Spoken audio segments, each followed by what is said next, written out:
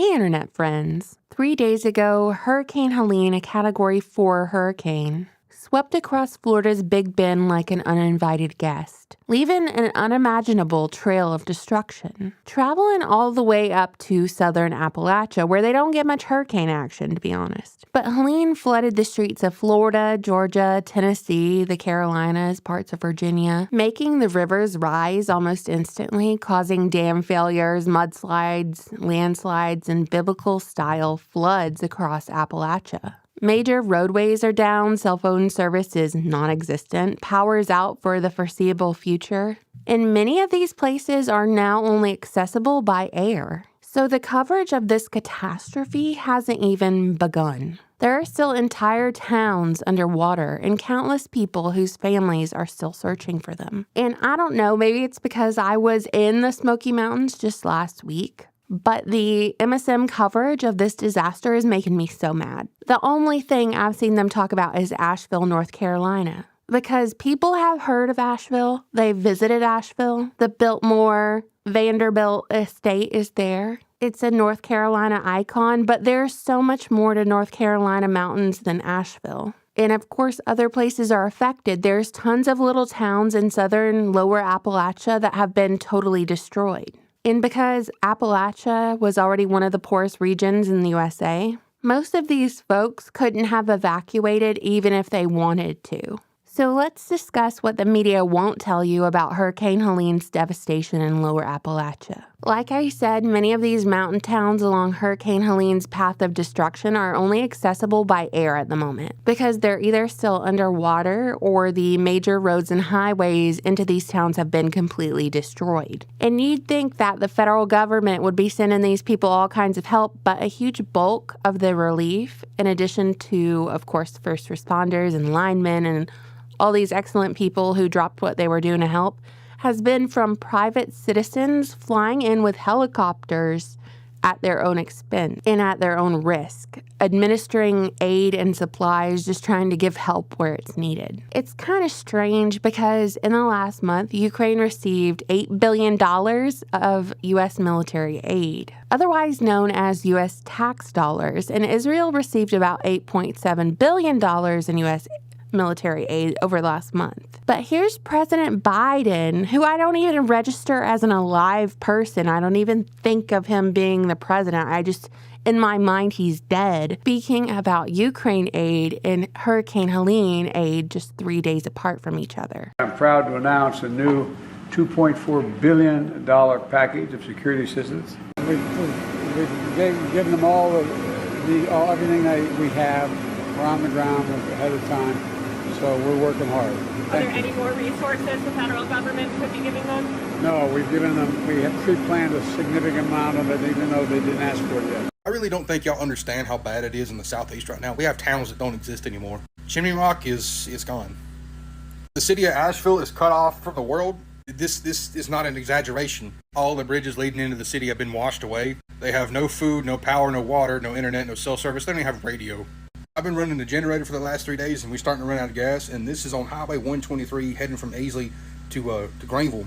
And this was a 1 mile long line to get gas because they were the only people we knew around that had gas left. We got all the way to the end and they were out. They had no gas. We checked every gas station in Pickens and Aisley and Liberty. Nothing. If the federal government can't step up for times like these, why are we funding it? Dams are collapsing, our critical infrastructure is crumbling, but Ukraine and Israel both got $8 billion in taxpayer money from our rat politicians. But wait, our money isn't the only thing going to lands to which most of us will never travel, to be dispersed to people most of us will never interact with, never meet, while our fellow Americans suffer. Our National Guard, many of them, are currently deployed to the Middle East on Operation Spartan Shield. Just within the last month, I think it was 700 Tennessee National Guard members have been deployed to Kuwait. In Kuwait. They are in Kuwait. In Kuwait, Internet friends. Not in Tennessee National Guard. Tennessee National Guard. I'm sorry. But is this not just like hair-pullingly bizarre, pants on head, upside down world, a good portion of them are not in Tennessee helping their own nation and their own people. And of course, they're not the only state National Guard overseas. There's a running list, and I'll put it up on the screen. It will shock you. What cannot be understated is how we don't even have a fraction of the real picture here. The actual numbers of missing and dead, the real devastation. People who have lost everything. Their homes, their cars, their pets, their family. I don't want to downplay any of it, and I don't want to be disrespectful to people who are still out there waiting for help. But also something people really aren't considering are the agricultural and economic consequences of such a disaster in this region. Generational farms lost, gone, so many livestock dead, complete orchards and crops washed away.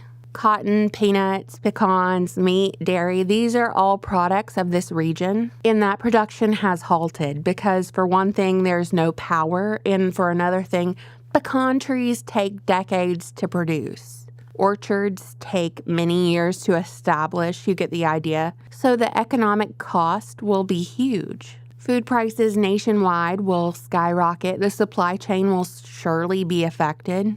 Not to mention, the means to transport these items have been destroyed in this storm, in this hurricane.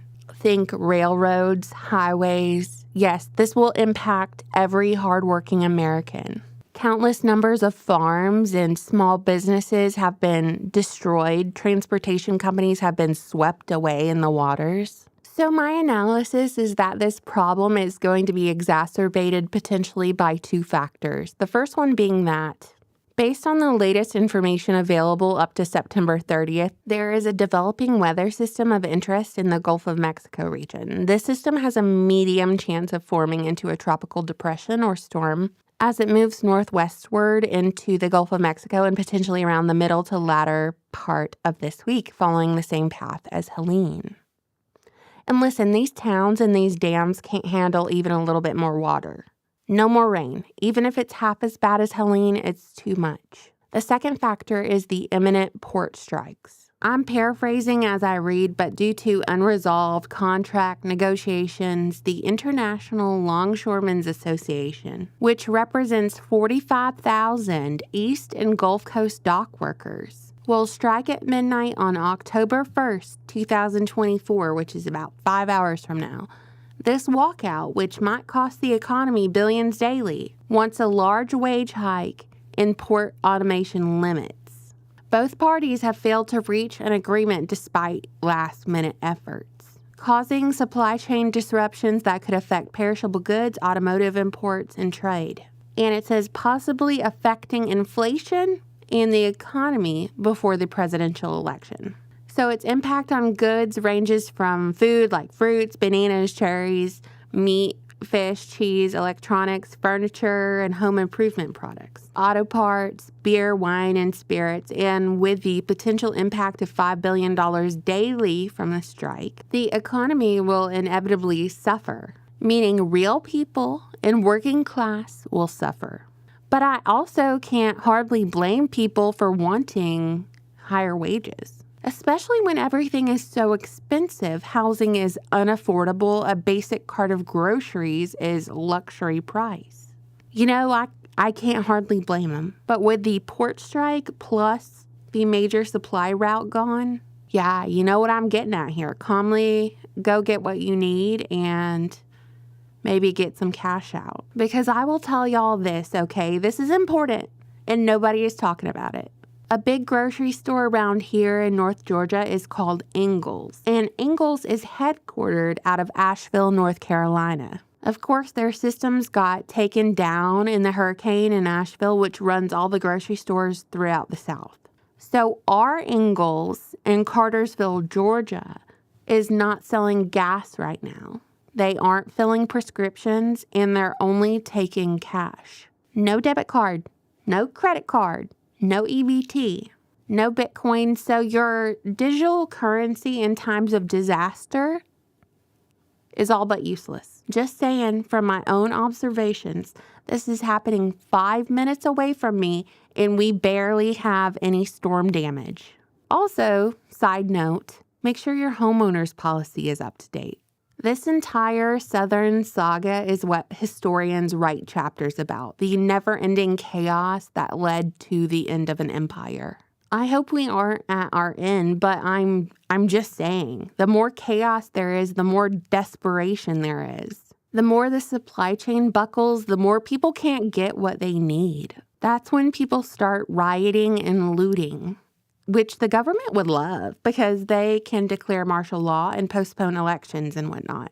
A lot of people always say stuff like that. They cry wolf and they are alarmist for clickbait or whatever, but I actually am just wondering, when do we call it? What do you think, internet friends? I always look forward to reading your comments. I hope you were not affected by this hurricane or the biolab fire or any of that. I hope you were comfy, cozy, safe, healthy, and happy.